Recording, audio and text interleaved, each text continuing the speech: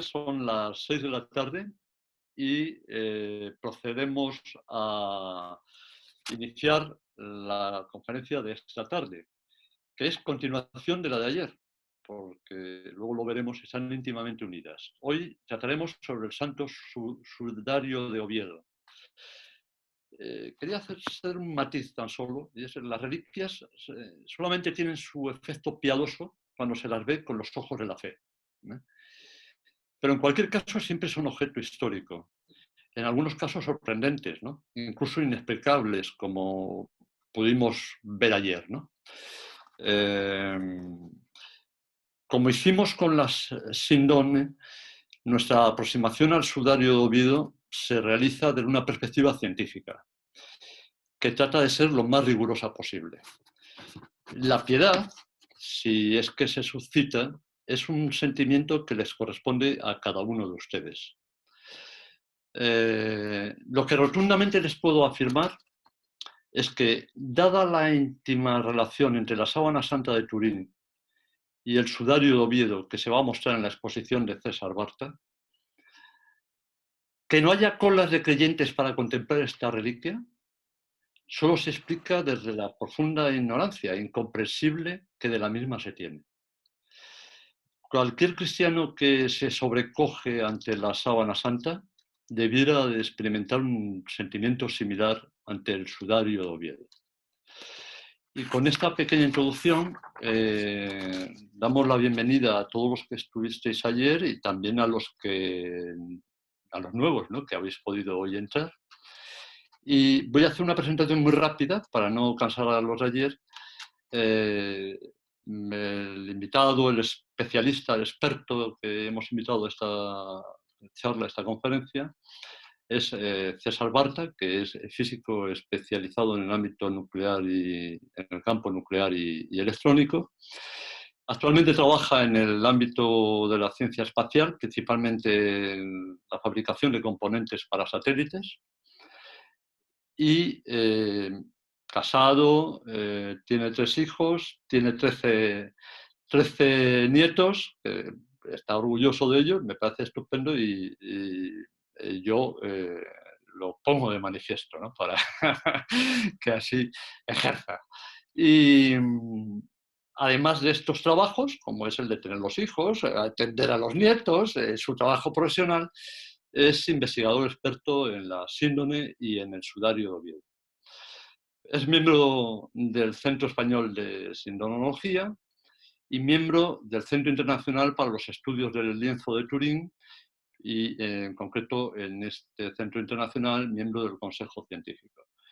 Ha pronunciado en numerosísimas conferencias en España, en Italia, en Francia, en Cuba, estábamos hablando hace un momento, en América, en distintos países de América, y tiene numerosos artículos, más de 100 artículos, participaciones en publicaciones colectivas, recogidos en todos los idiomas posibles.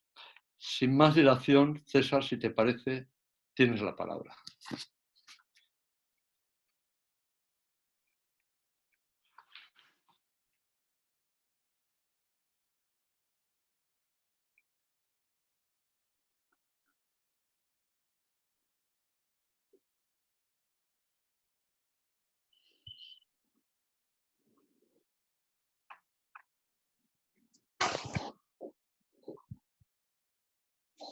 A ver, que es que se me había quedado el micrófono, sí, en silencio y no podía comunicarme. Vamos a ver, aquí tenemos la presentación. Bueno, pues que de nuevo agradecer enormemente a la organización del centro del Casino de Madrid por haber confiado en mí para este evento, esta nueva forma de comunicarnos telemáticamente y espero, bueno, ayer yo quedé, la verdad, sorprendido del éxito y espero que hoy sigamos con la misma situación. Así que, bueno, vamos a hablar hoy en 2 partes también, igual que ayer, una parte en la que voy a presentar el sudario de Oviedo en sí mismo, los resultados de los estudios que se sacan de él. Haremos una pequeña interrupción para unas cuantas preguntas a modo de coloquio, tal y como hicimos ayer, y después retomaré la presentación con la comparación entre lo que se ve en el sudario de Oviedo y lo que se ve en la síndrome de Turín o sábana santa. Bien, del sudario, pues del sudario lo que hay que decir es que en los evangelios se habla de un sudario. En el capítulo 20 de San Juan dice que llegó también Simón Pedro detrás de él. Llegó también Simón Pedro detrás de él es Juan, y entró en el sepulcro. Vio los lienzos tendidos, y el sudario con el que le habían cubierto la cabeza, no con los lienzos, sino enrollado en un sitio aparte. Es decir, en este pasaje, versículo del Evangelio, habla de dos tipos de lienzos y que además estaban separados en sitios aparte. El lienzo en principio tendido pues sería lo que hemos identificado como la síndrome, la mortaja grande. Y el sudario le había envuelto la cabeza, con que le habían cubierto la cabeza. Esto es compatible con que en algún momento le hubieran envuelto la cabeza, pero que en ese momento en el que lo encuentran ya no hubiera estado envolviendo la cabeza, simplemente que es compatible con eso. Bien, esta es la primera presentación, la primera imagen de lo que es el sudario de Oviedo, que, bueno, es un lienzo del tamaño de una toalla con manchas que, bueno, pues son de ese color algo marrón y con muchas arrugas. Es un lienzo sin aparente valor material que, para que nos hagamos una idea rápida, luego ya entraremos en detalle, pero quiero centrar lo que la gente conozca, es que está en Oviedo, en la catedral. En la catedral hay una parte que no es, digamos, el altar principal, sino una cámara en la parte superior, que es la Cámara Santa. Al fondo de la Cámara Santa está lo que es la Sala de las Reliquias. Y ahora está la apariencia de disposición que tienen ahora. Hay abajo lo que llaman el Arca Santa, que llegó a Asturias, a Oviedo, con un montón de reliquias, y entre ellas el sudario.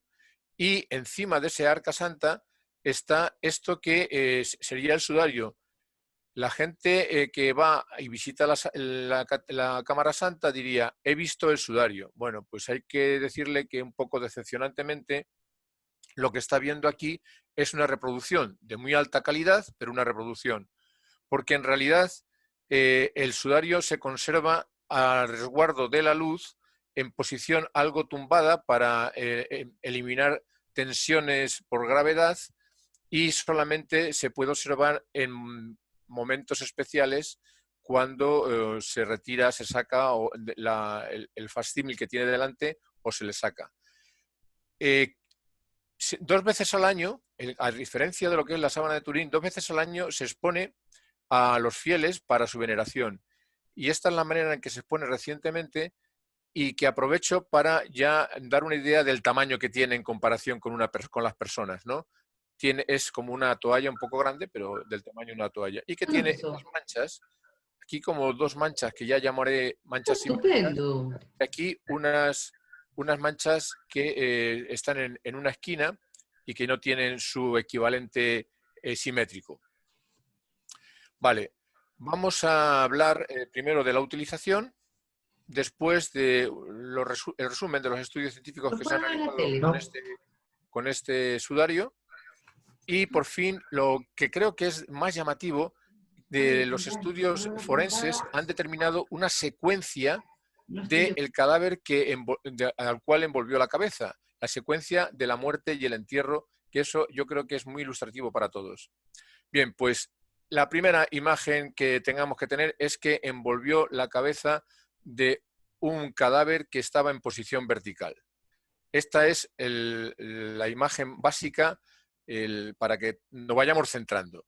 Ese sudario Los estudios científicos han determinado que empezó envolviendo la cabeza cuando estaba el cadáver en posición vertical. Es decir, ya muerto, era la persona a la que envolvió la cabeza, había fallecido como una hora antes. Bien, pues una vez que ya más o menos hemos presentado telegráficamente cómo se utilizó, vamos a ir en detalles. La reconstrucción de su utilización. Yo normalmente hago una demostración en vivo cuando doy una conferencia, ahora no tengo esa oportunidad, pero aquí me voy a servir de que en principio la oreja derecha, cuando está en posición vertical, la oreja derecha no está cubierta. En cambio, la oreja izquierda sí que está cubierta. Y hay una parte que cubre la nuca, una parte que cubre la cara con doble capa y que la oreja derecha es la que queda al descubierto. Entonces, el sudario se empieza sujetando en la parte de atrás, en los mechones de la cabellera por detrás, se rodea pasando por la oreja izquierda, se cubre el rostro, se llega a la altura de la oreja izquierda, pero ahí se dobla y se vuelve otra vez sobre la oreja izquierda, de forma que delante del rostro hay dos capas y en la nuca hay una sola capa. Para que quede más claro, he intentado recuperar unos vídeos que han salido, bueno, esto en la televisión italiana, y que me permite clarificar cómo se utiliza el sudario. Ahí tengo pues un lienzo del tamaño aproximado del sudario, un compañero que tiene el pelo largo y tiene un poquito de barba y que me sirve para demostrar que en la parte posterior se fija cosiéndolo a los mechones, cosiéndolo. Se pasa por delante de la oreja izquierda, se pasa por delante del rostro la primera capa, se llega a la altura de la oreja derecha y allí se dobla y se vuelve a poner por delante del rostro, de forma que delante del rostro quedan dos capas. Posteriormente se desdobla, se hace un envoltorio total, se le hace un nudo en la parte superior y llegamos a la conclusión de que se retira y se le espolvorea con aloe y mirra. Normalmente me cuesta encontrar hombres que tengan el pelo largo, entonces a veces pues en las demostraciones lo que tengo que utilizar pues son señoritas. En este caso, esta fue en Estados Unidos, pues recupero también esto para insistir en que el sudario, el lienzo, se cubre con dos capas por delante del rostro en una primera instancia, porque eso es lo que explica el que haya una mancha simétrica. Bien, pues ahora volvemos otra vez a esto, a recordar cómo se ha utilizado, y ahora quiero que os fijéis que la nuca, el cartel de la nuca, va a ir acompañando a la parte externa, la que no estaba en contacto. Es decir, ahora mismo estamos viendo el sudario tal y como estaría por fuera. La parte que realmente estuvo en contacto con el cabello y con el rostro es la parte posterior. Y vamos entonces a darle la vuelta al sudario y vamos a ver la cara que estuvo en contacto, la superficie que estuvo en contacto con el cabello y con el rostro. Y aquí es donde vemos esa mancha simétrica que se explica porque estuvo doblado por la mitad entre la separación de estas dos manchas, de forma que lo que manchaba la primera capa traspasaba y llegaba a la segunda capa.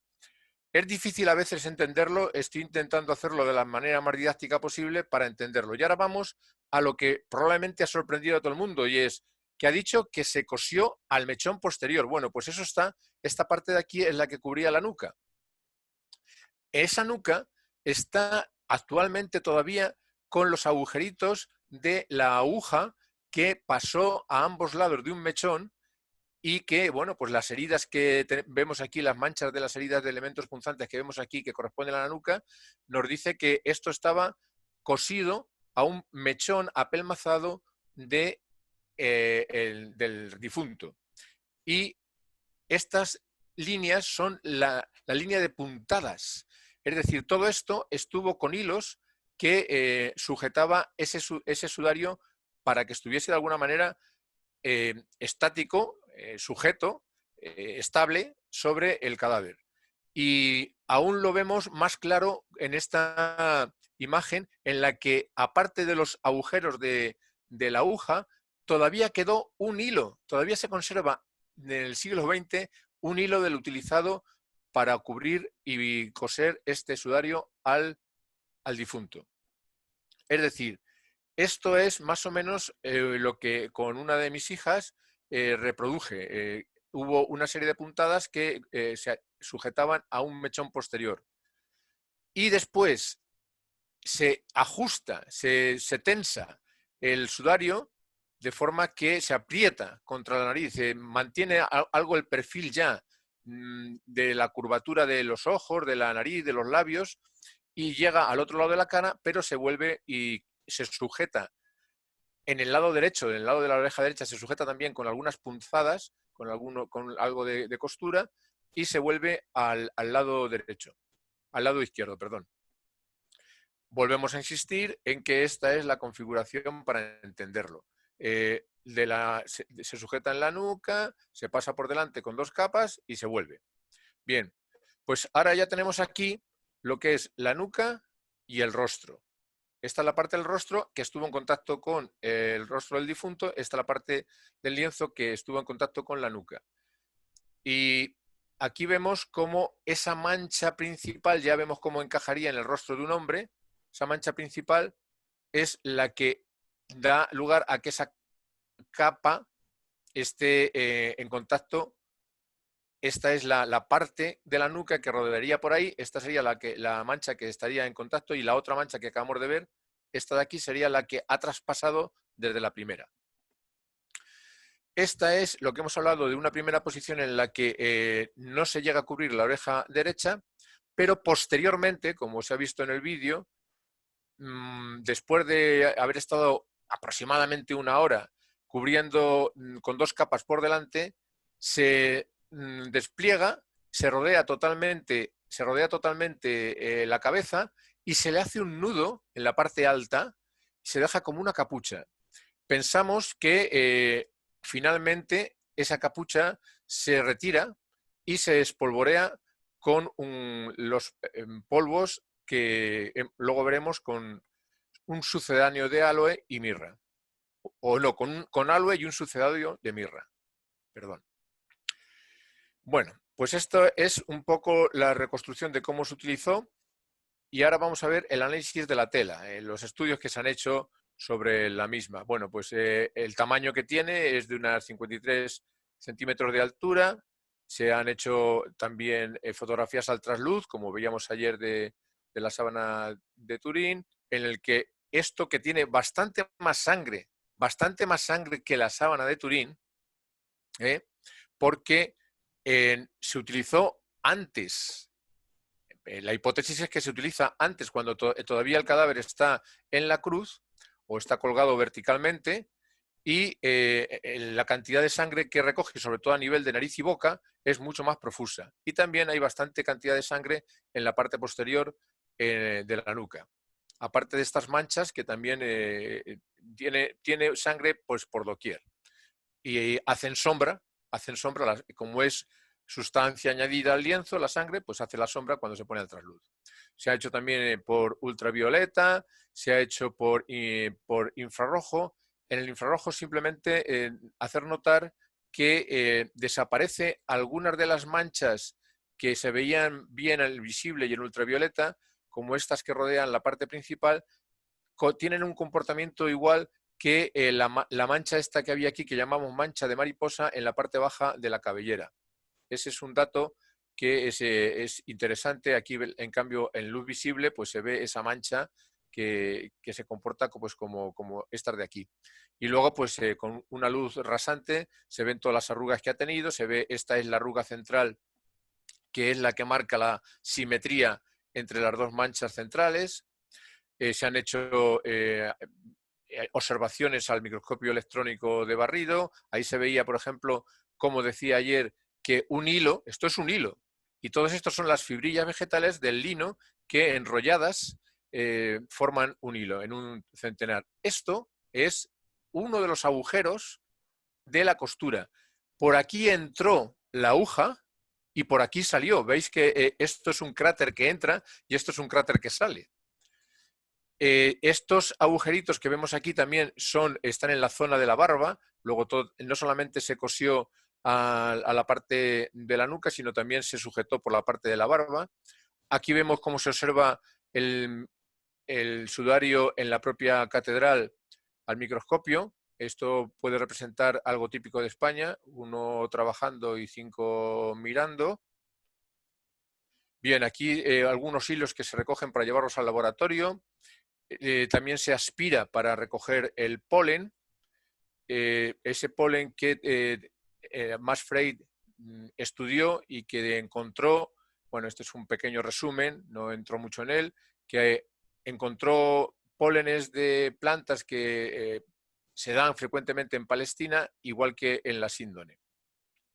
Estos son parte de los pólenes. Sin embargo, muy recientemente, hace un par de años, este es el director del equipo de investigación del Centro Español de Sindonología, el doctor Sánchez Hermosilla, que en colaboración con Marcia Boy, una bióloga, pues encontraron que uno de los pólenes que se había identificado previamente como Mundelia turneforti y con unas fotos de microscopio no tan definidas como la de barrido, porque además también están bastante deterioradas y tal, pues se había determinado, identificado como Gundelia turneforti, que era típica y bastante exclusiva de la zona de Jerusalén y tal. Pero Marcia Boy dice que viendo esas fotografías la interpreta como el Icrisum, que es una de las plantas utilizadas para ungüentos y óleos funerarios en entierro.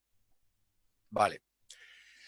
Y ahora vamos a ver, comparar la sangre. En el caso del sudario, lo único que tenemos es sangre. No lo he mencionado, pero no hay ninguna imagen. Bien, pues la determinación de si esas manchas eran sangre o no se realizó conjuntamente e independientemente, mejor dicho, por varios forenses, varios doctores. El doctor Villalain, que fue director del Centro Español, del equipo de investigación del Centro Español de Sindonología, ya que nos ha dejado, desafortunadamente, su esposa, y también 2 doctores italianos, el doctor Baima Bolone y el doctor Carlo Goldini, que todos llegaron coincidentemente a determinar que efectivamente era sangre humana.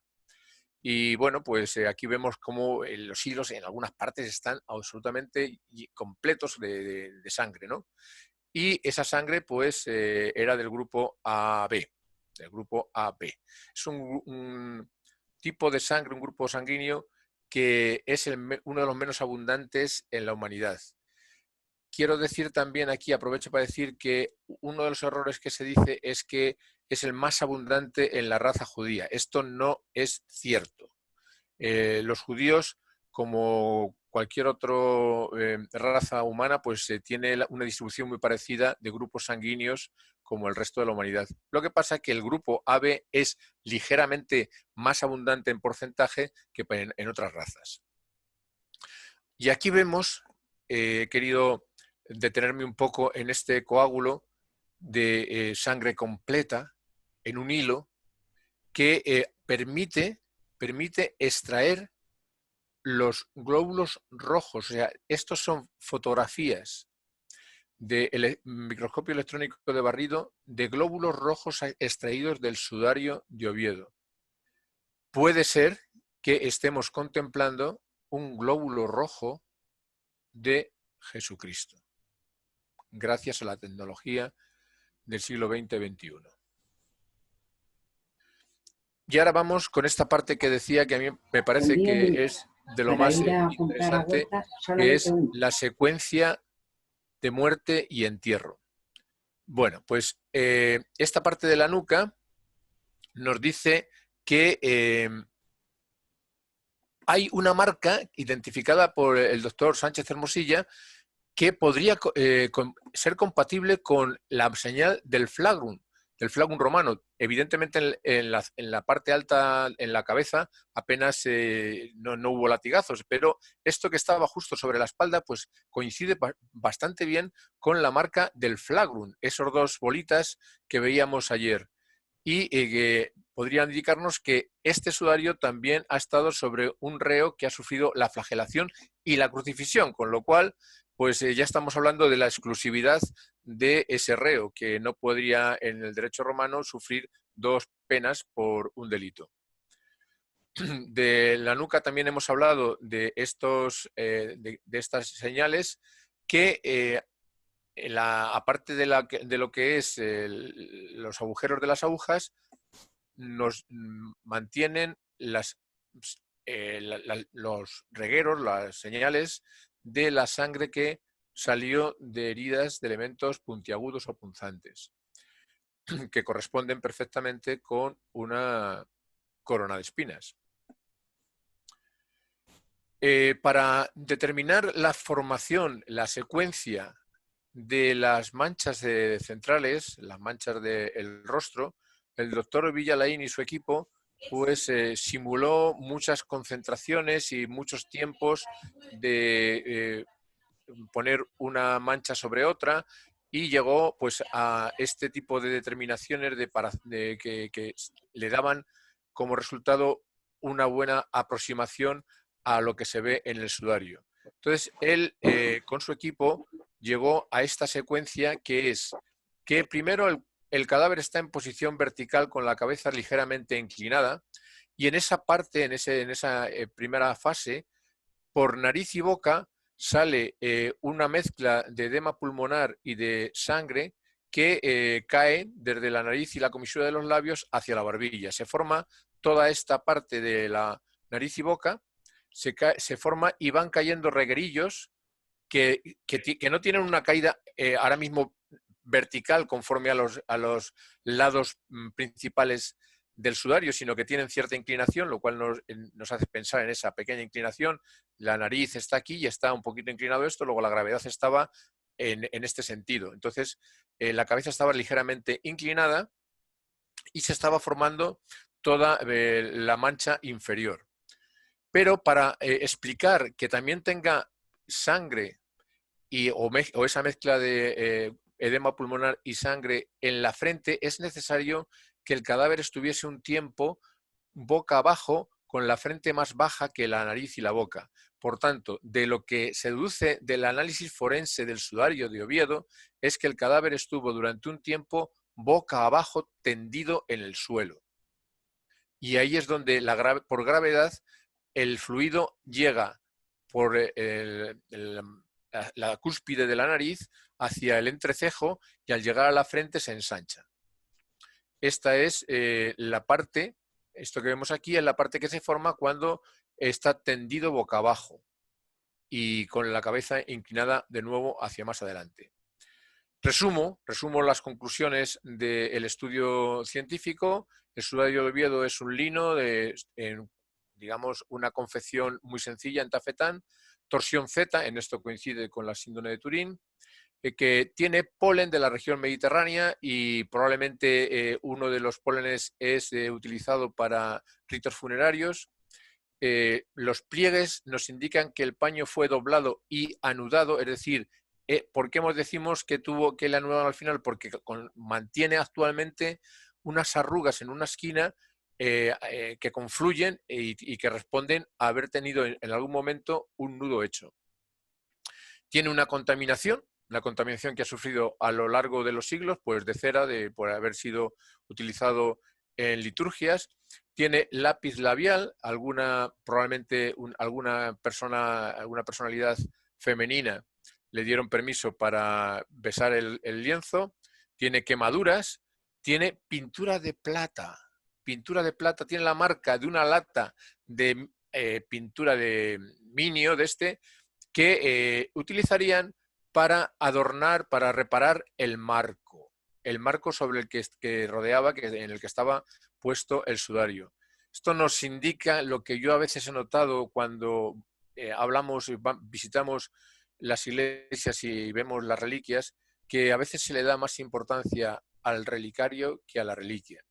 Aquí al que le dijeron que lo reparase, pues no tuvo cuidado y puso la lata sobre el propio lienzo, dejando allí la marca de un rectángulo con los bordes de la pintura de plata. Bueno, y la línea de perforaciones que hemos hablado, que nos indica que efectivamente fue cosido para sostenerlo de forma estable. La sangre es sangre humana post-mortem del grupo AB, con una mezcla de edema pleural y sangre en una proporción de 1:6. Una parte de sangre y 6 de edema, que estuvo alrededor de la cabeza de un cadáver de hombre con barba. Hemos visto que todas esas manchas inferiores corresponden a que tenía barba y bigote y el pelo largo para poder tener ese mechón en la parte posterior. Y que tiene, en cambio, la parte posterior tiene sangre vital. Es decir, en las heridas que tiene en la nuca dieron lugar a sangre que brotó antes de que la persona falleciera y que se había producido esas heridas por objetos puntiagudos en la nuca. Y ahora viene esta secuencia que yo hipotéticamente sitúo que empieza en las 3 de la tarde. El tiempo igual a 0 podía ser cualquier otra hora, pero bueno, pues por facilitar el seguimiento lo sitúo en las 3 de la tarde. Muere hacia las 3 de la tarde, una hora aproximadamente después, un cuarto de hora de incertidumbre, una hora después aproximadamente de haber muerto, el sudario se pone alrededor de la cabeza y se cose al pelo de la nuca y de la derecha, pasando por la mejilla izquierda. Ahí se cose. Formación, en esa etapa se forma la parte baja de la mancha central, como hemos visto. El cadáver estaba colgado verticalmente con la cabeza inclinada unos 70 grados hacia adelante y unos 20 grados hacia la derecha y tenía los pies apoyados. Eso se deduce por la experiencia forense. Una hora después, aproximadamente de las 4 a las 5, el hombre es colocado boca abajo y levemente a la derecha sin cambiar la posición de los brazos. La cabeza tiene una inclinación de más de 90 grados, o sea, 115 grados hacia adelante, abajo de la vertical, y se forma en esa posición la parte superior de la mancha central, es decir, la parte que llega desde la nariz a la frente.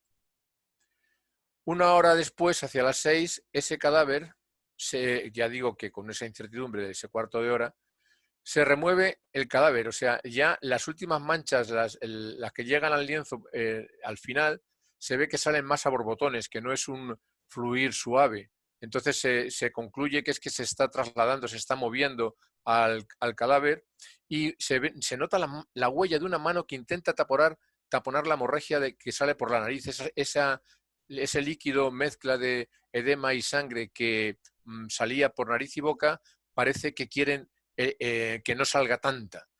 Y enseguida, pues el sudario se envuelve totalmente alrededor de la cabeza, ya no hay doble capa y se lleva, poco después el cuerpo se deja boca arriba y el sudario se retira y se espolvorea con aloe y estoraque. Estoraque es un sucedáneo mucho más barato que la mirra, que en caso, bueno, era muy, muy similar, pero era de más fácil adquisición. Estos granitos blancos que están sobre la zona de la sangre, mucho más abundante en la zona de la sangre, son de aloe. Y hay más en la sangre porque cuando se espolvorea, todavía la sangre no está seca y por tanto retiene esos granitos de aloe. En la parte que no tenía sangre, pues podría haber caído toda la misma cantidad de aloe, pero al no haber ningún fluido y utilizar posteriormente, mover el sudario, pues se hubiese desprendido más fácilmente y no se ha conservado durante siglos como se ha conservado en la zona de la sangre. Esto es, al microscopio electrónico, la apariencia del aloe. Bueno, pues termino esta primera fase con estas conclusiones. Todo lo hallado hasta ahora es compatible con la tradición de que haya cubierto la cabeza de Jesucristo. El sudario de Oviedo pudo haber envuelto la cabeza de Jesús de Nazaret. Es decir, puede ser que sea lo que Juan y Simón Pedro vieron cuando entraron en el sepulcro. Unos lienzos tendidos y un sudario que había cubierto su cabeza, pero que había sido finalmente retirado y enterrado con él, no con los lienzos, sino enrollado en un sitio aparte. Esta es la reconstrucción más posible. Y ahora pues pasamos a la fase, al tiempo de coloquio. Sí, César, hacemos coloquio entonces ahora. Bueno, como tú me digas, ¿eh? Yo pensaba que ahora teníamos una fase de preguntas o pasamos a la siguiente, no sé. ¿Cuánto va a durar la...? Dura un poquito más que esta. Un poquito más que esta. Bueno, pues si hay alguien que quiera hacer una pregunta sobre estos aspectos técnicos, la contestas, y si no, para contestar, vamos a ver, aquí tengo ya tengo dos preguntas. Elena, vamos a ir por partes. Elena Hernández, por favor, toma la palabra y si quieres las expones tú. Sí, vale. Buenas tardes. Bueno, muchísimas gracias por la exposición que ha sido maravillosa. Quería preguntar dos cosas. Yo he escuchado, te he escuchado, César, a ti, a tus compañeros hace años, desde hace ya muchos años os sigo, y hay un par de preguntas que tengo sobre el sudario que no sé si lo he olvidado o no sé, nunca se ha dicho. Lo primero es el sudario. ¿Qué objetivo tiene? O sea, ¿cuál es su uso? ¿Se coloca para qué? Porque me suena que es para que los fluidos no caigan encima de la persona que está descolgando el cadáver. ¿Puede ser? No sé. Esa es mi primera pregunta. Y la segunda es, ¿de dónde procede la sangre que aparece por la boca y por la nariz? Porque la parte del líquido está claro, ¿no? Del edema, pero la sangre, ¿de dónde sale exactamente al brotar por la nariz y por la boca? Muy bien, bueno, la primera pregunta que es ¿cuál es el objetivo de esto? Yo tengo mi explicación y es que una hipótesis bastante compatible con las costumbres judías es que a un cadáver judío que después de haber muerto durante una hora empieza suavemente a aparecer ese fluido con aspecto sanguinolento por nariz y boca y con la cabeza inclinada, pues ven que existe el riesgo de que caiga, de que se pierda. Y en una tradición judía había que enterrar la sangre. Actualmente las sectas más rigurosas ortodoxas de los judíos, cuando hay un atentado, se presentan inmediatamente y recogen todos los trocitos del cadáver y expresamente lo oí en Radio Nacional que recogen la sangre derramada para enterrarla para el día final. Entonces, La sangre, César, en la sangre se encuentra el espíritu de la persona. Efectivamente, entonces esa es la tradición judía. Entonces, si realmente este es un cadáver judío y ven que empieza a derramarse sangre y que se puede caer al suelo y perder, entonces dicen, hay que hacer algo, hay que intentar recoger esto. Y como además la utilización de sudarios para envolver la cabeza de los cadáveres judíos estaba bien implantada, pues deciden colocarlo, pero todavía no tenían permiso para llevarse el cadáver. Entonces simplemente pues dicen, bueno, le vamos a poner esto para que quede esa sangre recogida. Cuando ya consiguen que les den permiso para enterrarlo, pues hacen la gestión y evidentemente ese sudario no se puede tirar, ese sudario hay que enterrarlo con el cadáver. Esa sería, digamos, una primera explicación, una hipótesis de por qué se utiliza este sudario. Además, el hecho de que haya doble capa, inicialmente, el hecho de que haya doble capa delante del rostro, es además una confirmación de que estaban intentando recoger toda la sangre posible, porque a través de la primera capa todavía caería, como es evidente que traspasó la segunda, todavía pasaría algo de sangre. Entonces, ese intento de decir, vamos a poner esas dos capas para que no se nos pierda ni una gota de sangre, ¿no? La segunda pregunta, que ya se me ha olvidado, ¿me la puedes repetir? Sí, ¿de dónde procede la sangre que aparece por la nariz y por la boca? Bien, esa no te la puedo responder con certeza. Evidentemente el edema pulmonar tiene que provenir de los pulmones y si estaba mezclado con sangre y aparecía por las vías respiratorias, pues yo deduzco, que no soy el forense, yo deduzco que esa sangre estaría también mezclada con el edema pulmonar en la zona torácica. Pero eso no lo tengo confirmado suficientemente y lo tengo que plantear para poder contestar en la siguiente ocasión que tenga oportunidad a un forense. Muy bien, muchísimas gracias. Yo es que había escuchado que el paño no se podía pasar al otro lado por la inclinación de la cabeza porque debía estar el brazo pegado o algo así y no se podía dar la vuelta entera, entonces tuvieron que como coserlo ahí y volverlo hacia la izquierda, o sea, no por un hecho de lo que decía. Sí, sí, ya te digo que yo la hipótesis, o sea, el hecho de que esté doblado con dos capas es un hecho. ¿El por qué? Pues la posibilidad de que le impidiese un brazo con la cabeza inclinada en esa posición, bueno, es una hipótesis, pero bueno, no te impediría tanto. Si hubieran pretendido, había espacio para pasar el lienzo y rodeándolo.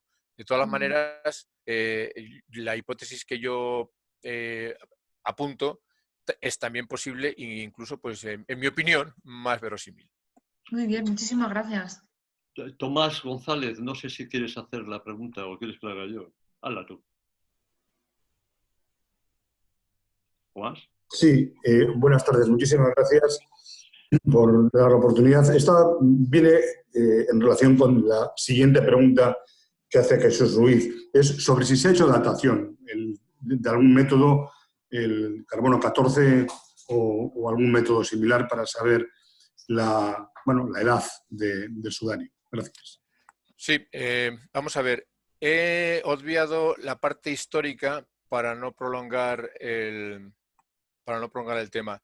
Se ha hecho una datación, se ha hecho más de una datación por carbono 14 del sudario de Oviedo. El resultado de esas dataciones, tomadas de la misma esquina, del mismo trocito, ha sido también del siglo VIII, VII, VIII. Es decir, ni coincide con la época de Jesucristo, ni coincide con la datación de carbono 14 de la sábana de Turín. Explicaciones no hay demasiadas. La de la contaminación a lo largo de los siglos que se ha analizado, una de las que a mí me ha parecido que tenía un poco más de verosimilitud es que la proponía Felipe Montero. El sudario ha estado en la cámara alumbrada con lamparillas de aceite de oliva. Es decir, durante siglos, carbón quemado, humo, ha podido impregnar, y humo moderno, ha podido impregnar poco a poco ese sudario. Para mí hay otra, pero esta es de poco creíble. Yo, en cambio, bueno, la mantengo como una posibilidad que hay que desmentir con experimentos. Y es una de las causas que pudo alterar el contenido de carbono 14 de la sábana de Turín, es que el cadáver emitiese una radiación de neutrones. Supongo que muchos están diciendo, ¿pero qué está diciendo este hombre? Bueno, ya lo sé, pero físicamente la física dice que una tasa de emisión de neutrones cambiaría el contenido de isótopo de carbono 14 de la sábana de Turín. Y cuanto más lejos estaba un lienzo de ese cadáver, menos dosis de neutrones hubiera recibido. Ha habido un estudio hecho por un ingeniero nuclear americano, Robert Rackler, que ha simulado, él utilizaba sus modelos para ver la densidad de neutrones en los reactores nucleares. Y entonces ha cogido el modelo y ha dicho, bueno, voy a suponer que parten los neutrones del cuerpo del cadáver y que en la zona, en la esquinita donde se ha datado el carbono 14, la dosis fue la suficiente y necesaria para que se rejuveneciera 1300 años. Y con ese modelo ha dicho, si el sudario estuviese aproximadamente a 1 metro de distancia, habría recibido la dosis adecuada para que se rejuveneciera solo 700 años. Bien, no me extiendo más en esto, pero bueno, ahí lo dejo como para mí es una tarea a investigar durante los próximos años. Sí, muy bien. Esto, entiendo que Jesús Rodríguez está respondido en la misma pregunta. Sí, César, sí está respondido. Muchas gracias. Sí, sí, gracias. genial. César Mateos, si quieres hacer la pregunta. Buenas tardes, César. Yo tenía una pregunta y es, decías que había restos de sangre, pero no sé si has mencionado si hay restos de vinagre en el sudario, porque yo había entendido que sí que había algún resto, ¿no? Que eso también nos llevaría a, pues, cuando a Jesús le dan a beber este vinagre, ¿no? Entonces no sé si hay restos en el sudario o no. Bien, es un resultado a confirmar, es decir, hay indicios del ácido acético, pero actualmente yo no tengo suficiente confirmación. Ya sabes que para que algo se consolide científicamente es necesario como replicar el experimento y confirmarlo con distintos métodos. Entonces, hay indicios de que sí que lo hay. Para poderlo afirmar con más rotundidad, espero todavía a una nueva confirmación. Jesús Rodríguez, no sé si vamos a entrar posteriormente en esto. Dice, he leído en alguna publicación que se había llegado a la conclusión de que ambos han envuelto a la misma persona. Eso es parte de la segunda parte, sí. Esto es que pensaba que por eso Jesús ni siquiera te ha hecho entrar, no porque tenga animadversión alguna, en absoluto. Entonces, si no hay ninguna otra pregunta, pasamos a la segunda parte y luego ya procedemos al debate final. Adelante, César. Muy bien. Vamos a ver. Vamos a ver. Voy a compartir la pantalla y vamos a ver si sale esto como debe. Pues empezamos por el final, no puede ser empezar por el final. Vamos a ver si esto me quiere responder. Ahora, vamos a ver. Vale. Bueno, vamos a ver la comparación de la sábana santa de Turín con el sudario de Oviedo, como hemos dicho.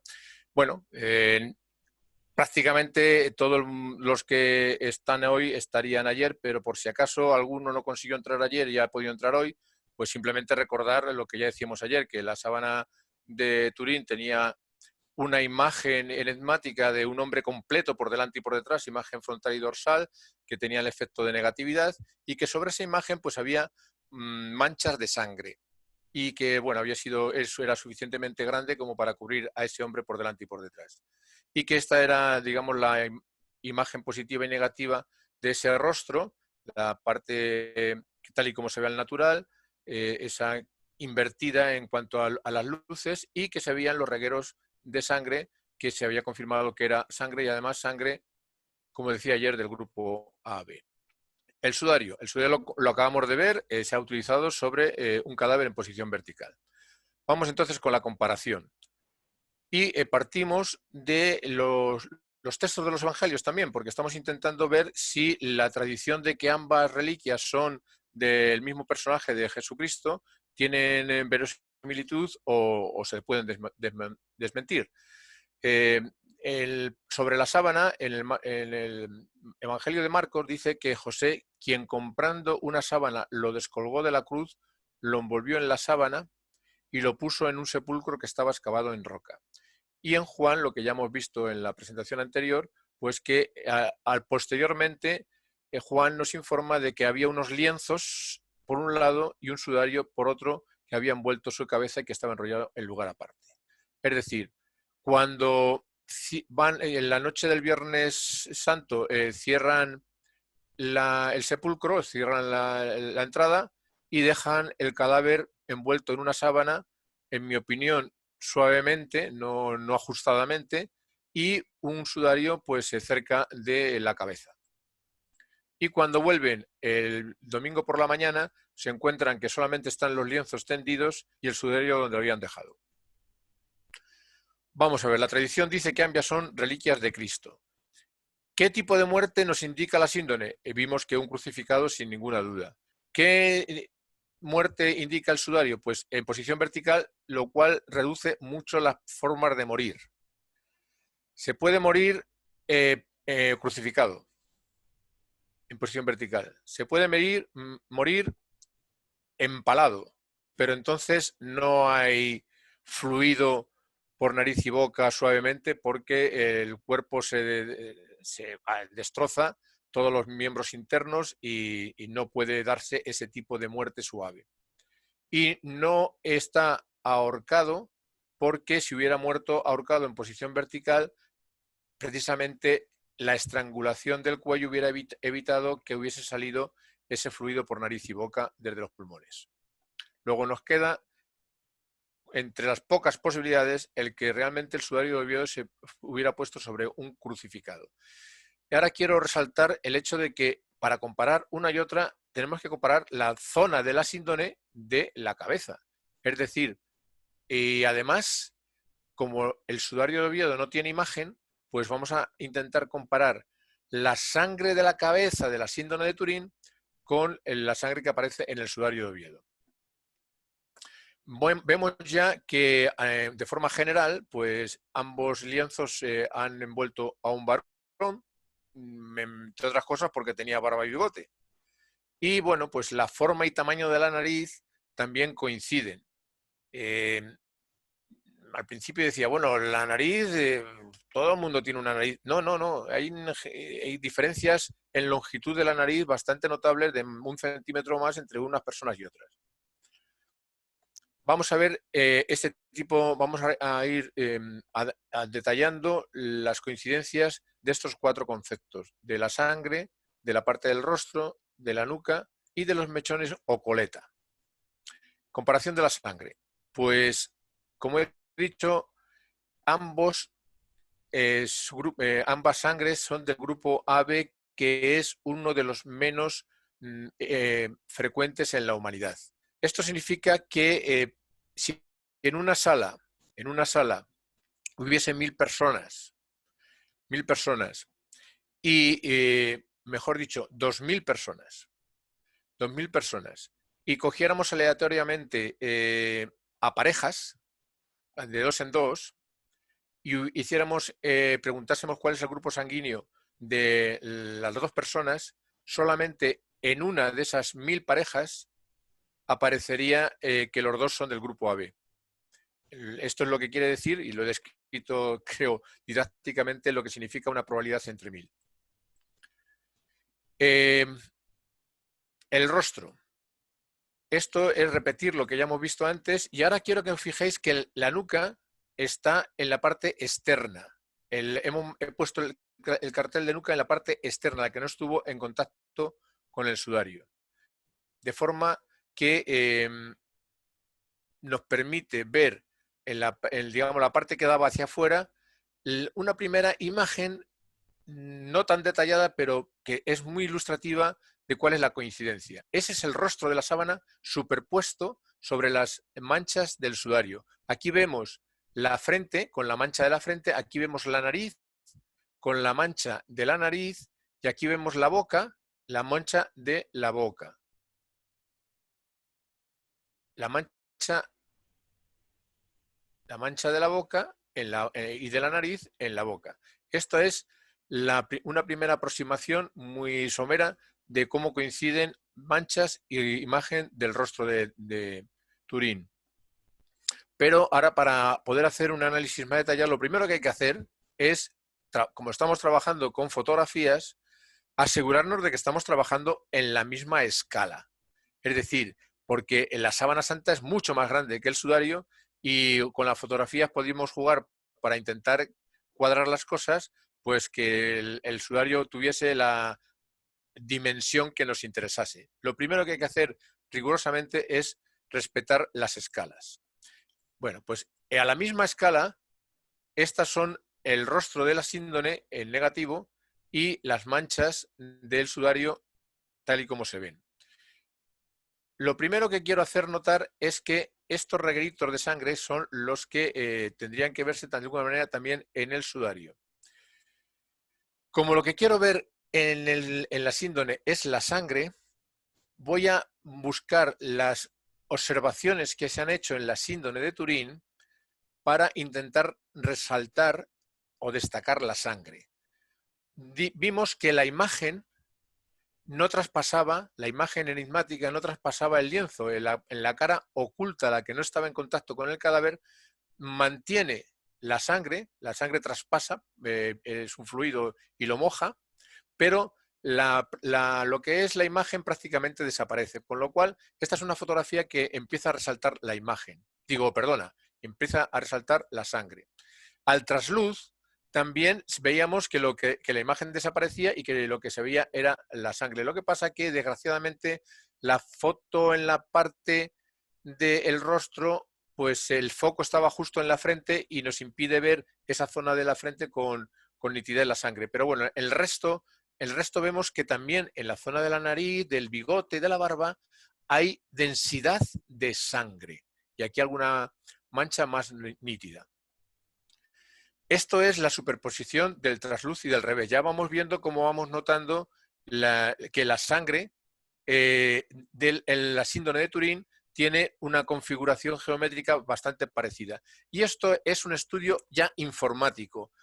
Un investigador del grupo americano dijo, vamos a ver los componentes de color que tiene la síndrome de Turín, vamos a ver qué componentes tiene lo que sabemos que es sangre seguro, como en este reguero, y vamos a intentar encontrar esas combinaciones de tres colores que mejor se corresponden con lo que es sangre. Entonces determina y luego ya le da a eso que pasa en el criterio de coincidencia, ya le da un color rojo, no es que se vea así en la síndrome directamente. Pero esto nos permite hacer la combinación de todo para ver que efectivamente lo que es las cejas, la nariz, un pómulo, el bigote, la barba, todo eso y estos regueros de por aquí arriba y este reguero de aquí, pues son de sangre que está presente en la síndrome. Y por último, la luz ultravioleta también destacaba, hacía que brillase más la parte no dañada y se oscureciese la parte de sangre. Con lo cual, combinando todo eso, saco para resumen esta imagen en la que se ve la imagen y lo más blanquito, las partes más claras, es lo que sería sangre. Como hemos visto, la punta de la nariz, el pómulo, las cejas, el bigote, la barba, todo esto son zonas que estaban manchadas de sangre en la síndrome de Turín. Y ahora pongo a su lado y a la misma escala la mancha de sangre de la mancha principal del rostro del sudario. Y lo que voy a hacer es utilizar el contorno de esa mancha y superponerlo sobre la cara de la de Turín. Bien, pues ahora vemos que así, a la misma escala, lo que es de la boca, hay una gran mancha en la boca, que hay un canal que va siguiendo la cima de la nariz que llega al entrecejo. En el entrecejo se ensancha esa vía por capilaridad, los pelos de las cejas absorben por capilaridad ese fluido, se ensancha ahí, con lo cual nos fija perfectamente cuál es el entrecejo y después se hace aquí una especie de embalse que coincide, por un lado, con los límites del cabello, aproximadamente donde empezaba el pelo salía del cuero cabelludo, y por este lado prácticamente sigue el perfil de ese coágulo que ya tenía cierto volumen. Pero además de esta coincidencia general, quiero hacerles notar esta mancha de sangre que está en el sudario y que se superpone sobre una gota de sangre de la sábana de Turín. Y esta gota está desconectada de la fuente. Si bien el edema pulmonar, la mezcla de edema pulmonar y sangre salía por nariz y boca y avanzaba por la nariz hasta la frente, todo esto quedó manchado y reflejado, pero aquí no llegó ese fluido que salía por nariz y boca. ¿Cómo se llega a manchar en el sudario esta gota que está desconectada? Pues vamos a ver una cosa sorprendente. Cuando sacamos una fotografía de alta resolución de la síndrome de Turín, esa gota vemos que tiene un cerco muy intenso y que está clarita en su centro. Es decir, esa gota tuvo un tamaño grande, un volumen importante, pero la zona central desapareció. Y lo que estamos pensando es que cuando se puso el sudario sobre el rostro, esa gota que estaba todavía fresca empapó el sudario y se llevó el sudario la mayor parte de la gota, quedando solamente en el rostro el cerco más seco.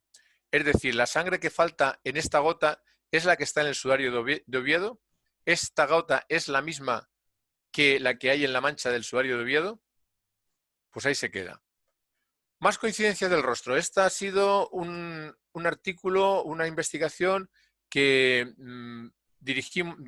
participé con otros miembros del Centro Español de Sindonología y que publicamos en una revista científica en un congreso en Bari, y que hablaba de muestras de trazas minerales tanto en la síndrome como en el sudario de Oviedo. Brevemente digo que cuando hicieron en 1978 los análisis en la síndrome de Turín, hicieron en estos puntos, en estos circulitos que voy marcando aquí, desde la punta de la nariz hasta el cabello, uno por uno hicieron estas medidas de la concentración mediante espectroscopía de rayos X. Hicieron medida de la cantidad de minerales y uno de ellos era el calcio. Digamos, era la caliza, polvo, tierra de caliza que por sus trazas podía corresponder perfectamente al terreno, la caliza del sepulcro de Jerusalén. Y vemos que hay una variación de la cantidad de ese polvo que tiene su máximo junto a la punta de la nariz. Y no exactamente en la punta de la nariz, sino un poquito al lado, 1 centímetro sobre la punta de la nariz. Ahí tiene el máximo de cantidad. Y eso llamó la atención porque no era normal que en el rostro hubiese tanto polvo, que hubiese polvo en los pies, pues era de esperar, pero que hubiese en el rostro era algo singular. Y además que estuviese en la punta de la nariz. Bueno, pues en el sudario de Oviedo hemos practicado medidas con instrumentación más moderna de puntos que corresponden a esta configuración superpuesta sobre el rostro. Bien, estos puntos 694, 693, tal y tal, pues han dado lugar a que también ahí el punto de más concentración de polvo coincida exactamente con el de la sábana de Turín. Para ver el tipo de polvo, se cogió una pequeña parte, una reliquia del aviso. La página de momento intenta decir... No, quita. A ver, esto que ha pasado aquí es una cosa inesperada que no quería. A ver, vale.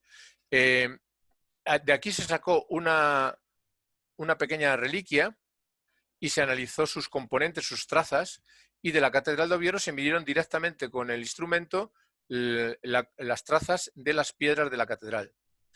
Y se vio que en un 75% del polvo que hay en el sudario no proviene de las piedras de la Catedral de Oviedo, sino que coincide más fácilmente con el polvo que se saca del Calvario de Jerusalén. Y bueno, pues como decíamos ayer, esto demuestra que el reo, el difunto, tuvo en algún momento contacto entre el suelo y su nariz. Y ahora pasamos a la nuca. Las coincidencias geométricas y fisiológicas de la corona de espinas, específica de Jesucristo, porque claro, a los reos se les crucificaba, pero solamente a Jesucristo, por hacerse rey, es por lo que hicieron la burla de ponerle una corona de espinas. Hemos analizado las posibles similitudes entre manchas de sangre de la zona de la nuca en ambos lienzos. Manchas de sangre vital, como he dicho antes, que brotaron antes de que muriese, atribuibles a la coronación de espinas. Las posibles discrepancias pueden provenir de la diferente disposición de ambos lienzos sobre la nuca del sujeto. El lienzo estaba extendido en el caso de la síndone y el lienzo estaba arrugado en el caso del sudario. Eso hay que tenerlo en cuenta. Bueno, pues volvemos otra vez a compararlos a la escala correcta. Para hacer la comparación, vemos que es necesario girar un poquito el lienzo de el sudario y para superponerlo sobre las manchas de la de Turín. Los acercamos, los vemos ahí y ahora hago lo mismo que antes, hago los contornos de las manchas y me los llevo sobre las manchas que tiene la síndrome de Turín. Y vemos que efectivamente esto tiene la misma disposición geométrica, una mancha central grande, dos manchas a ambos lados que flanquean a la central importante. Esta mancha de mariposa y esta otra mancha aquí coinciden con esta vertical donde hay un gran mechón de pelo. Ven las estas y el mechón de pelo que hay aquí. Y ahora, para hacerlo más claro todavía, pues otra licencia didáctica, y es que voy a coger, como si mezclase como fuéramos niños la pintura verde con la pintura roja, y si hacemos eso lo que resulta es un color negro. Pues pinto la sábana de verde y el sudario de rojo y lo superpongo para ver que las manchas más oscuras son las coincidencias. Y vemos efectivamente lo que antes ya adelantaba. Una mancha central prácticamente del mismo tamaño y de la misma configuración, de la misma orientación, flanqueada por manchas a ambos lados a la misma distancia. Y además, estas manchas flanqueadas y la central. Y además, vemos que hay como una mayor densidad en torno a esta parte que abarca la mancha en forma de mariposa. Pues esas manchas geométricamente que ya hemos visto que coinciden, también coinciden en que son del grupo sanguíneo, el mismo grupo sanguíneo AB, y que también tienen la misma característica de ser manchas de sangre vital, provocada por elementos punzantes o puntiagudos. Y termino, todavía queda un poco, pero termino hablando de los mechones y la coleta. También son aportaciones en las que he participado de forma directa. Los mechones. Se utilizó el sudario de Oviedo, ¿ya? Para el hombre de la síndrome de Turín. Ya no hablo de si es de Cristo o no es de Cristo. Estoy hablando de que la persona que utilizó el sudario de Oviedo fue la misma que se utilizó el sudario de la síndrome de Turín. Vamos a ver, pues una de las cosas que llama la atención, sobre todo cuando se saca la imagen tridimensional de la de Turín, es que los mechones están en paralelo a las mejillas, están cubriendo las mejillas. Entonces, alguno decía, bueno, eso es porque estaba de pie, estaba en posición vertical, y por eso el cabello pues caía a los hombros. Bien, aquí en esta reproducción de Matei, en bronce, pues se aprecia perfectamente lo que estoy diciendo. Los mechones no caen según la gravedad, sino que caen sobre los hombros. Bien, pues hicimos un experimento. En esta ocasión conseguí que un voluntario que quería permanecer de incógnito, y por eso he tenido que borrarle las características del rostro, pero por lo menos que se ve que tiene pelo largo, barba y bigote, como el sujeto del sudario y de la síndone, y marcamos antes de empezar el experimento un hilo de pelo para ver dónde estaba antes de empezar, que caía efectivamente según la gravedad, descubriendo la oreja. Y hicimos con él, con su propia sangre, una simulación de lo que sería los pelos, los mechones, el cabello, en un hombre que hubiese pasado por las mismas torturas que describen los evangelios. Es decir, muere después de haber sido coronado de espinas y haber sudado, haber ido por un camino polvoriento, con el pelo muy sucio, y al caer la cabeza hacia adelante, pues esos mechones se van hacia adelante y le ponen el sudario? Bueno, pues esto sería algo así como hacerle la permanente a unos cabellos que están sudorosos y sanguíneos, o sea, manchados de sangre, pues se va secando y se van quedando rígidos y apelmazados. Esto es lo que hicimos con este voluntario. Una vez que empezamos, le manchamos con su propia sangre, con varios puntitos en el cuero cabelludo, y después con suero fisiológico, como si fuera sudor, le pusimos una diadema como si fuese una corona de espinas, y le pusimos boca abajo, con la cabeza hacia abajo, y le envolvimos en un lienzo. Incluso le pusimos esas manchas que con un tubito hacíamos salir sangre por la zona de la nariz y la boca, veíamos que efectivamente caía hacia adelante. Es decir, estábamos simulando experimentalmente lo que se había deducido por la ciencia forense. Y posteriormente le pusimos boca arriba y le retiramos el sudario. ¿Cuál es el resultado? ¿Cómo quedan los cabellos que antes estaban caídos según la gravedad?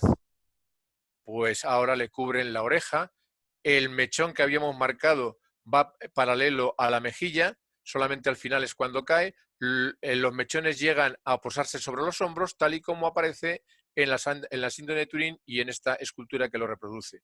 Con lo cual se demuestra que no es necesario que el hombre de la sábana de Turín estuviese en posición vertical para que los mechones laterales le cubriesen las orejas, basta con que hubiese utilizado un sudario con la secuencia que sucedió para el sudario de Oviedo. Y la parte de la coleta, coleta entre comillas, el pelo largo recogido en la parte posterior. Dicen que esta parte del cabello se ve como bastante recogida, apelmazada, y alguien decía, bueno, era el peinado de un nazareno. Vamos a ver, para poder estar sujeto así a este mechón necesitaría algún tipo de sujeción, algún cordoncito, alguna forma, alguna horquilla, algo que le mantuviese después de haber sido azotado, transportar la cruz, la coronación de espinas, haberle manejado y manipulado, no iba a estar todavía peinado al estilo nazareno. Sin embargo, ese mechón así apelmazado tiene una explicación que se basa en la utilización del sudario de Oviedo. Como hemos dicho, esta parte de la nuca tenía esa mancha en forma de alas de mariposa. Bueno, pues esa mancha en forma de alas de mariposa se reproduce cuando se coge la cantidad de algodón apelmazado, se mancha con esa mezcla de suero y sangre y se rodea posteriormente con un lienzo y da lugar a este tipo de mancha que es muy parecido, tiene una configuración similar a la que aparece en el sudario de Oviedo. Por tanto, se puede decir que la mancha en forma de mariposas pudo deberse a que llegó a mancharse el mechón que estaba cosido con el sudario de Oviedo con fluido fisiológico. El sudario de Oviedo se cosió al mechón posterior y lo dejó apelmazado. La coleta, entre comillas, del hombre de la síndrome de Turín la provocaría el sudario de Oviedo. Y eso lo vamos a intentar especificar aún más. Como hemos dicho, para que coincidan las manchas de las heridas punzantes, es necesario que la esquina y la mancha esta de mariposa y la esquina del sudario caigan sobre el mechón este apelmazado. Y vemos que justo ese quiebro que tiene el mechón de la síndrome de Turín, ese que presenta, coincide con el borde del sudario. Espero que vean esta traza a puntos, esta línea a trazas, como cuando coinciden las manchas y la mancha de mariposa, justo ahí llega el borde y el cabello puede caer en vertical, mientras que aquí está recogido por el sudario. Es una coincidencia bastante singular. Y además, la hilera de puntadas en el sudario que delimitan ese mechón sería en esta posición. Si cogemos otra de las hijas que tengo, pues se prestó a que hiciese este experimento con ella y se cosió ahí su cabellera. Después de hacer un rato tenerlo en esta posición, vimos cómo quedaba su cabello. antes estaba totalmente extendido, no tenía el pelo limpio, le dije que esperase a lavarse la cabeza después de que hiciéramos el experimento, y vemos como al coser ese mechón, pues, y posteriormente retirarlo, pues queda efectivamente recogido y apelmazado toda esta parte de aquí, que es lo que observamos en la síndrome de Turín, que el mechón queda justo recogido de ese lado. Bien, pues resumiendo, los datos que tenemos es que Sábana Santa y Sudario son dos lienzos con trayectorias muy diferentes. Una va por Constantinopla probablemente y llega al norte llega a Francia y al norte de Italia, y la otra pues probablemente por el norte de Francia, por el norte de África, y entra por el sur de España hasta llegar a Asturias, a Oviedo. Sin embargo, la tradición ha considerado a ambos como reliquias de Cristo. Tanto el sudario como la síndrome se han utilizado con un individuo que tenía barba, bigote y pelo largo, y que hay una buena correspondencia de los otros elementos anatómicos del rostro. La sangre en ambos lienzos es del grupo AB, que representa una probabilidad entre 1000, y que sorprendentemente ambos lienzos presentan una acumulación de polvo en la punta de la nariz y además a 1 centímetro de la punta de la nariz, para ser más exactos. Sábana Santa y Sudario tienen sangre vital en la zona de la nuca, ambos tienen una mancha principal flanqueada por otras menores a una distancia similar. Los dos indican la presencia de una especie de coleta. La horizontalidad, digamos así, de los mechones laterales del cabello del hombre de la Sábana Santa se explican por la utilización de un sudario como el de Oviedo. Es extremadamente improbable que todas estas coincidencias se presenten por azar. Es más probable que la tradición tenga razón. Pues muchas gracias. Bueno.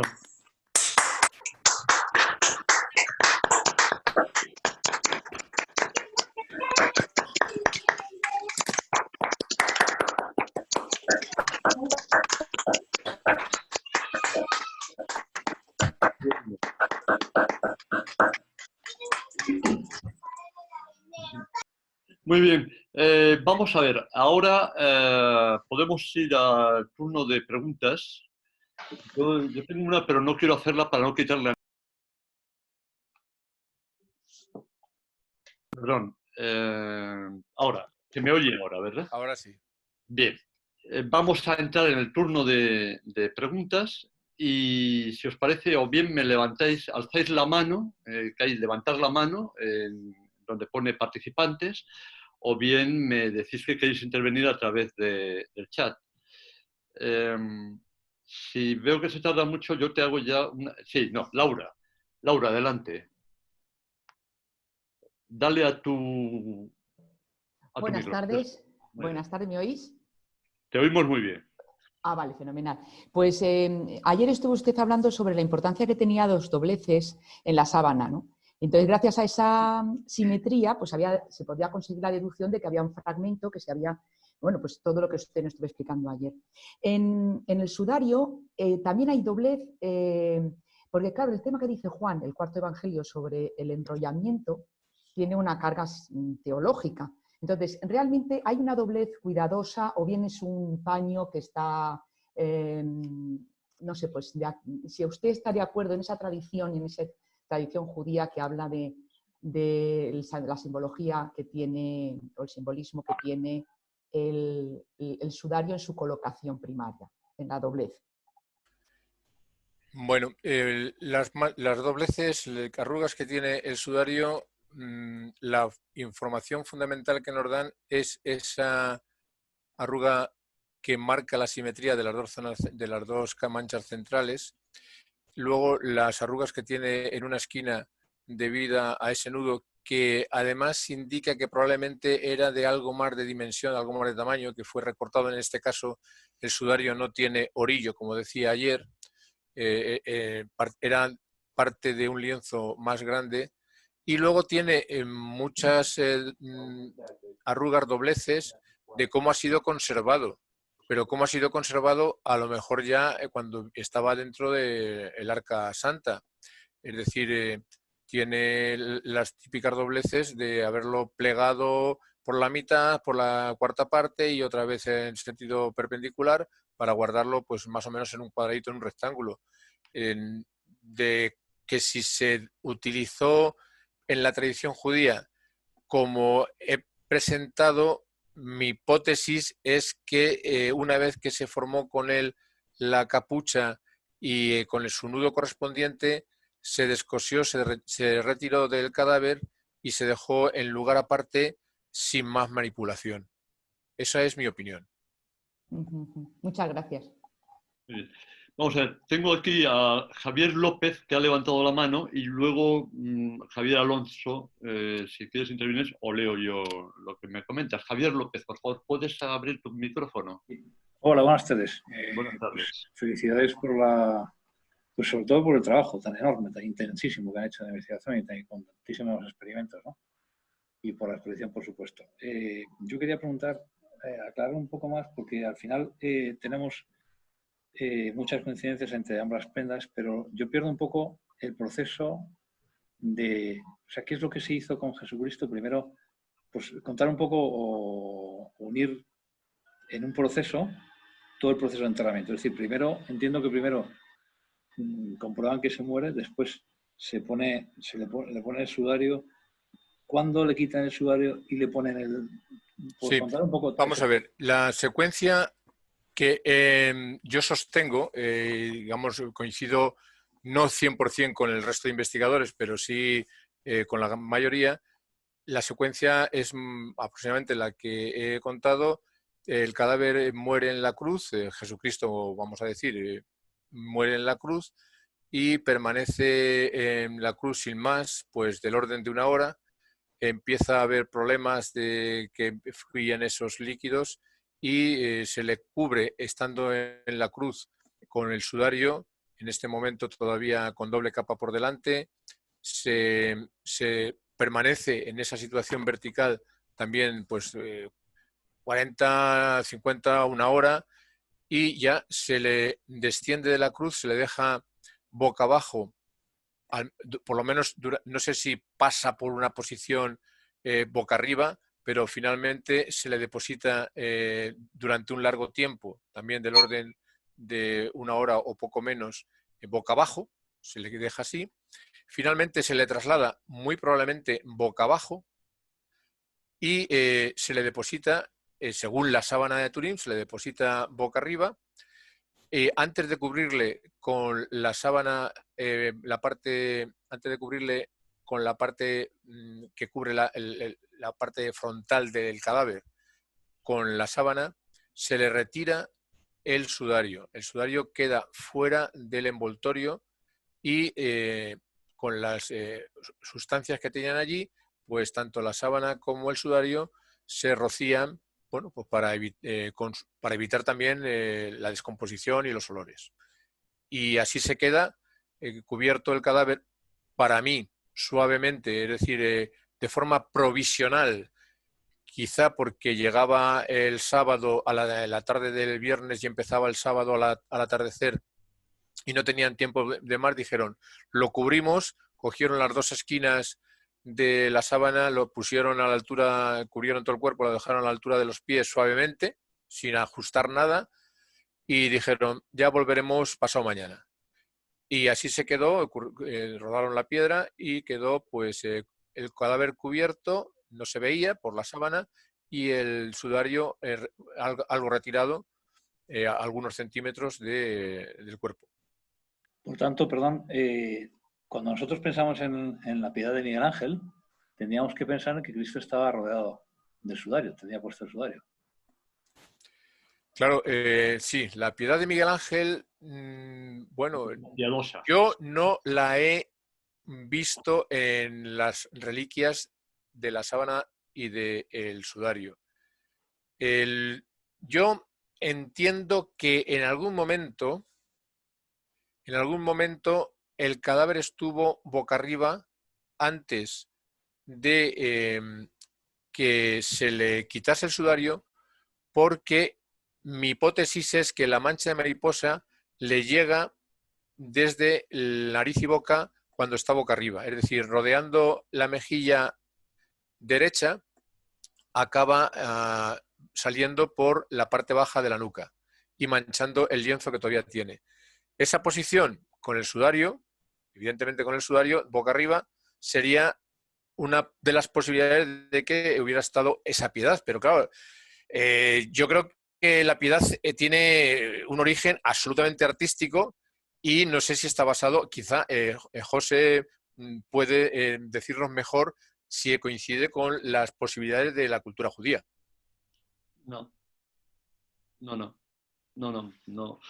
coinciden. Entra dentro de lo que es el ámbito piadoso, ¿no? Y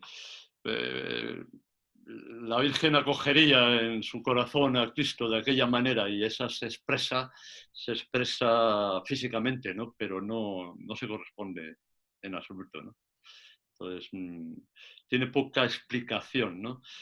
Yo lo achaco más bien a eso, es una imagen más piadosa que real, ¿no? No hay datos que la avalen. Siento ser así, ¿no?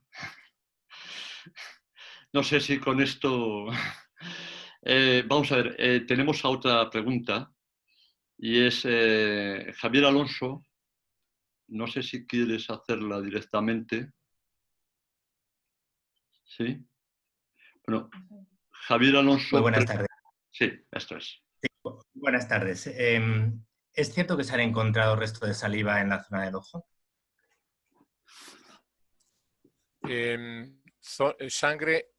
Saliva en la zona de los ojos. Pues yo no tengo esa información. Yo esa información no la he visto como conclusión de nuestros estudios. Vale. Bueno, muchas gracias.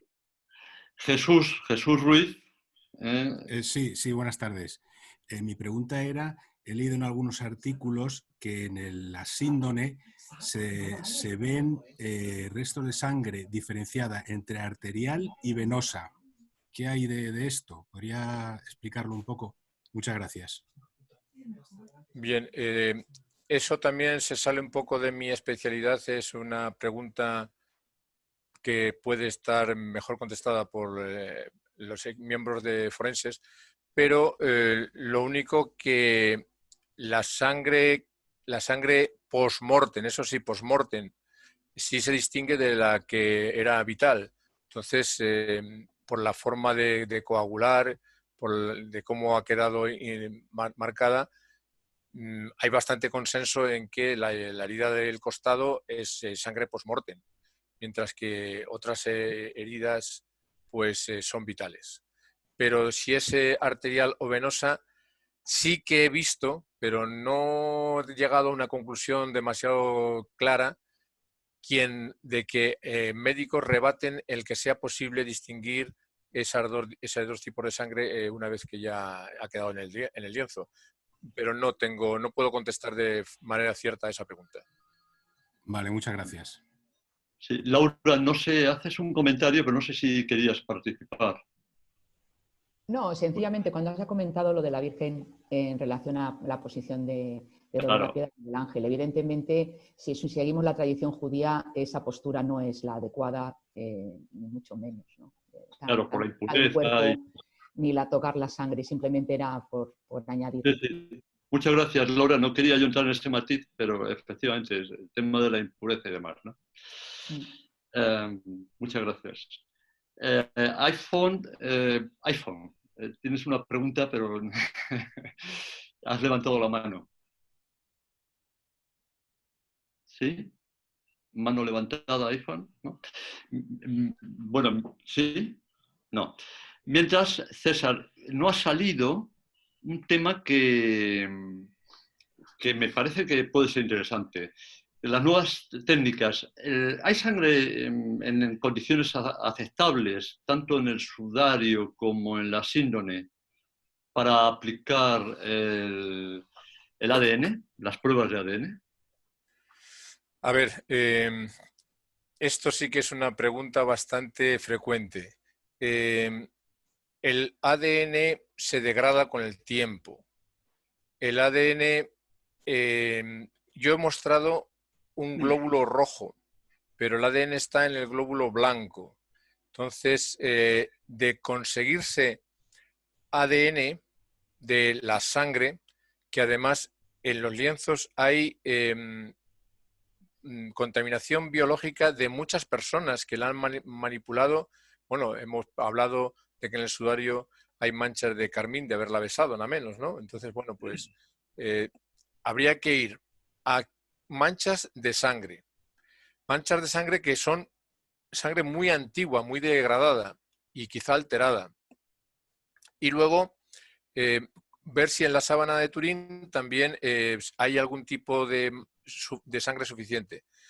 En el sudario de Oviedo se hizo un análisis de ADN y se dijo que había algún tipo de secuencia que era muy rara, muy peculiar, pero que el doctor no la ponía, no la publicaba para no inducir a buscar ese tipo en otros lienzos, sino que tenía que encontrarse de forma independiente. Y sobre la sábana de Turín sí que ha habido análisis de ADN por un médico, un doctor italiano, especialista en el tema, que ha determinado ADN del lienzo, de las contaminaciones del lienzo, que hay muchas personas, evidentemente en la sábana de Turín ha habido muchas personas de zonas, incluso de América, porque ha sido visitada por muchos peregrinos y manipulada por mucha gente, pero que había como una cierta intensidad de que probablemente había sido cultivado, por la ADN había sido cultivado en la India. Y sobre lo que correspondía al individuo enterrado, bueno, pues llegaba a la conclusión de que había una raza de origen judío que todavía está prácticamente sin mezclar por sus tradiciones y sus creencias en el norte de Israel. Y que digamos, tenían ese tipo de característica de ADN singular. Ahora no me acuerdo cuál era el nombre que tenía este tipo de raza, este tipo de, no de raza, sino de grupo étnico. Grupo étnico. Sí. Yo es que Pero cada en cualquier caso, el ADN que vamos a encontrar está tan degradado y tan mezclado que es muy difícil sacar una conclusión clara. Ya, era por saber si se había planteado, porque sería bastante resolutivo, ¿no?, ese asunto. Pero claro, si no hay material... vamos a ir terminando. Tenemos a Milagros Martín, que ha levantado la mano. Sí. Buenas tardes, ¿se me oye? Buenas tardes. ¿Se oye? Perfecto. Buenas tardes. Bueno, yo lo primero que quería era dar las gracias al casino y especialmente al presidente por organizar esta actividad. A mí me ha interesado muchísimo y luego, claro, sobre todo la exposición del doctor César Barta. Yo era una auténtica, para mí era esto algo completamente desconocido y estudiado en épocas pues, de la infancia, que lo estudiábamos casi como si fuera algo milagroso. Me impactó lo que dijo el doctor César Barta ayer sobre que podría significar casi como si fuera el quinto evangelio. Y entonces mi pregunta sería, ¿qué significado puede tener ahora todos estos estudios que me parecen maravillosos sobre para la religión o para la gente que es religiosa? ¿Qué sentido tendrá? Bien, es una pregunta que no puedo contestar desde el punto de vista de la ciencia porque es una pregunta que se va más al torno de espiritual o de creencias. Lo que sí puedo decir es que el tema de la Sábana Santa es un tema apasionante, mueve a la pasión, pero en doble sentido, a la pasión de Jesucristo y a la pasión de las personas, porque toca algo muy íntimo y cuando se quejan de que se buscan y se aportan resultados que confirman el Evangelio y confirman la autenticidad, dicen que estamos inducidos por nuestras creencias. Bien, es muy difícil evadirse de las convicciones que uno tiene, aunque sea uno muy científico y lo intente ser muy riguroso. Es muy difícil para los que creen que Jesucristo es Dios, y es igualmente difícil evadirse de sus convicciones para los que niegan que Jesucristo haya sido un personaje tal y como lo describen los evangelios. Pero ahora bien, el que la sábana santa para los cristianos llegase un día a la conclusión de que no es una reliquia de Jesucristo, sino que es una falsificación, tendría muy poco impacto en las convicciones y creencias de las personas. Los cristianos no creen en Jesucristo por la sábana santa. Hay alguna excepción que ha podido llegar a creer en Jesucristo debido a este lienzo y a estos estudios, pero la inmensa mayoría de los cristianos ni conocen la sábana santa, y si la conocen no creen en Jesucristo, sino por la predicación, por los testimonios de otras personas, de la Iglesia, etc. Ahora bien, si el que niega los hechos históricos de Jesucristo llega a la conclusión de que la sábana santa es auténtica, a ese sí que le remueve y le cambia y le pone en un compromiso. Luego, su resistencia a aceptar que la sábana santa sea auténtica y sentimentalmente es mucho mayor, porque, claro, si llega a la conclusión de que Jesucristo realmente existió, pues puede que lo siguiente sea decir, me tengo que ir a mi habitación e intentar hablar con él. Yo matizaría tan solo un aspecto. Hay otros muchos indicios, entre otras cosas, la figura de Cristo desde el punto de vista histórico aparece en documentos no cristianos y bastante antiguos. Digo como indicios que no solamente son los evangelios, independientemente de que los evangelios sean el principal instrumento de transmisión, sobre todo el más completo, ¿no?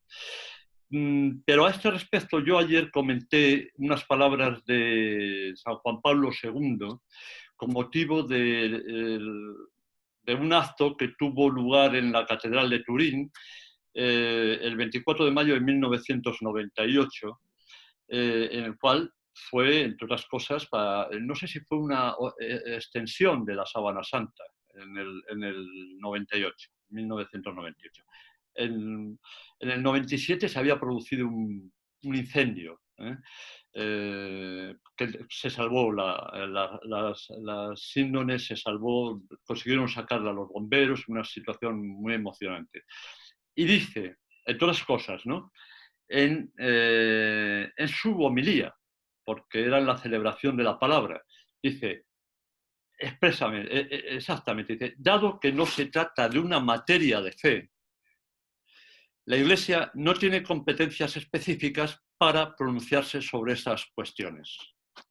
Estamos en el entorno de la piedad, un poco como decía César, ¿no? Remueve o no remueve, no aporta, desde esa perspectiva, no estamos en materia de fe, no aporta a la fe. Ahora, en ese entorno de remover, lo que decía César, abusando de que controlo el teléfono, el micrófono, comentaba que se había producido un año antes un incendio en el año 97 que justo coincidió, se produjo en lo que es la capilla donde está situada la síndone, pero no estaba la síndone allí, la habían retirado por algunos motivos, ¿no?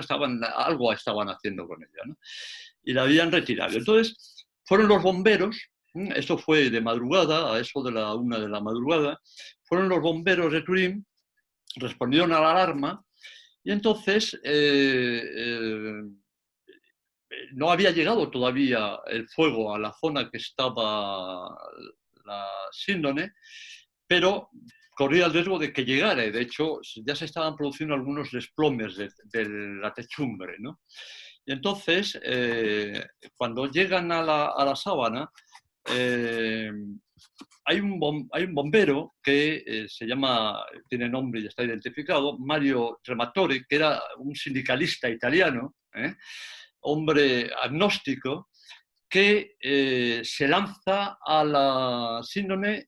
Estaba protegida por 2 cristales blindados de 35 centímetros cada uno de ellos de grosor, y pide a sus compañeros un mazo, le dan un mazo y a base de mazazos, sangrándole las manos y tal, él consigue romper los cristales y ya ayudado por los demás sacan la síndone afuera, ¿no?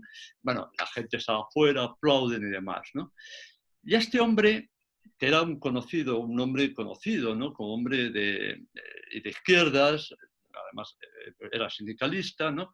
No se consideraba él se consideraba agnóstico. Le preguntan en un momento dado, dice, ¿de dónde ha sacado usted las fuerzas? Entonces, la respuesta suya es singular, ¿no? El cristal puede parar las balas, pero no la fuerza de los valores representados por el símbolo que lleva dentro. Está hablando del cristal que estaba protegiendo a la síndone. Rompimos el cristal con solo una maza y las manos, que aún me sangran. Estaba todavía por la noche, ¿no? Es decir, Dios me ha dado las fuerzas para romper el cristal. Este hombre, en ese acto, sufrió de repente una conversión difícilmente explicable, ¿no? Porque es un profesional de los incendios y ha visto tragedias mucho mayores, ¿eh? Se sintió absolutamente removido y bueno, de hecho, acometió una vida de práctica como un creyente, ¿no? Creyente católico, y al año siguiente estaba justo con el Papa.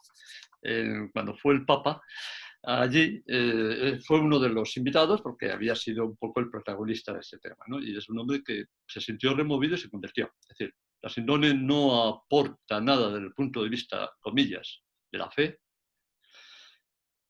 pero puede remover a las personas, ¿no? Y permitir que la gracia opere. Bueno, no voy a extenderme más en este tema, no sé si con eso lo hemos matizado. Javier López quería intervenir y sería la última intervención ya. Javier. Sí, muchas gracias. Hay me ha recordado la escena del incendio. Sí. La escena que hubo en Notre Dame con el incendio de la Catedral de París, en la cual se salvó la corona, la supuesta corona de Cristo, la reliquia de la corona de Cristo que estaba en esa catedral. Me gustaría saber si se han hecho investigaciones comparativas entre esa reliquia o supuesta reliquia y estas otras 2 reliquias, porque sean interesantísimas, creo yo. Bueno, sí, yo estuve venerando por alguna manera lo que conservan como corona en la Catedral de Notre Dame.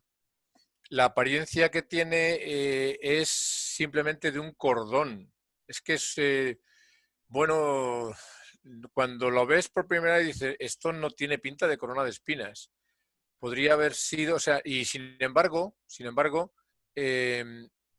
San Luis, Luis IX, pues repartió espinas de la corona de las que tenía en la Sainte-Chapelle y que había recibido del Tesoro Imperial de Constantinopla. En la Catedral de Toledo se conserva una de esas espinas que provienen de Constantinopla pasando por la Sainte-Chapelle de París, porque está documentado en una carta entre los monarcas, entre San Luis y San Fernando. Sin embargo, lo que queda actualmente no es más que una cuerda, un cordón de color verde que no tiene espinas y difícilmente puede sacarse ninguna comparación o conclusión con lo que tenemos en Turín o en Oviedo. Bien. Sí. Vamos a ver. Javier Parrilla, tengo que cortar. Javier Parrilla, si puedes hacerla, si es muy corta, César, una respuesta muy corta. Javier. Gracias, buenas tardes. ¿Me oís? Sí, sí, sí. Bien. Bueno, mi intervención es corta, es breve. Simplemente, lanzar desde aquí, desde Cuenca, el lugar donde reside la sede de la Hermandad de la Veracruz, a la cual, pues pertenece César, sus hijos, sus nietos, y lanzo un saludo fraternal en estos días en que la Hermandad no va a poder salir a desfilar, a disfrutar de nuestro Cristo yacente sindónico, y por eso, pues lanzar ese mensaje de solidaridad y de fraterno. Muy bien. Un gran abrazo, Javier. Sí, es el pueblo, el alcalde del pueblo, donde tenemos el Cristo yacente que has hecho primero en el mundo. Y por eso quería aprovechar a todos los que estáis participando a través de la videoconferencia a que visitéis el pueblo, la sede de nuestra hermandad en la parroquia, y ver el maravilloso Cristo yacente de la Sábana Santa. Muy bien, Javier, muchas gracias. Bueno, pues entonces ya hemos llegado aquí. ¿Ha habido alguna pregunta? ¿Se va a colgar esto? ¿Se va a subir? Creo que sí, que se va a poner en Facebook. Ya lo comentaremos. No lo tengo aclarado en este momento. Creo que sí, que se va a colgar tanto lo de ayer como esta íntegra, porque esta la hemos conseguido grabar por completo. Agradecer, soy miembro del casino, pero agradecer al casino, a la junta directiva, al presidente, a Rafael Orbe, que ha estado por ahí en algún momento, y a César también, Campuzano, el secretario, que ha estado dando una vuelta. Pues esta oportunidad de dar estas charlas. A César, mi primo, el hecho de que tengamos el mismo apellido tiene algo que ver. Mi primo, muchísimas gracias, César, por tu participación y por tu entrega a este tema, que ha sido realmente brillante. Y muchas gracias a todos por vuestra asistencia y nada más. Os despedimos hasta la próxima ocasión. Muchas gracias a todos. Muy bien, ha sido un placer. Muy bien. Gracias. De nada. Felicidades.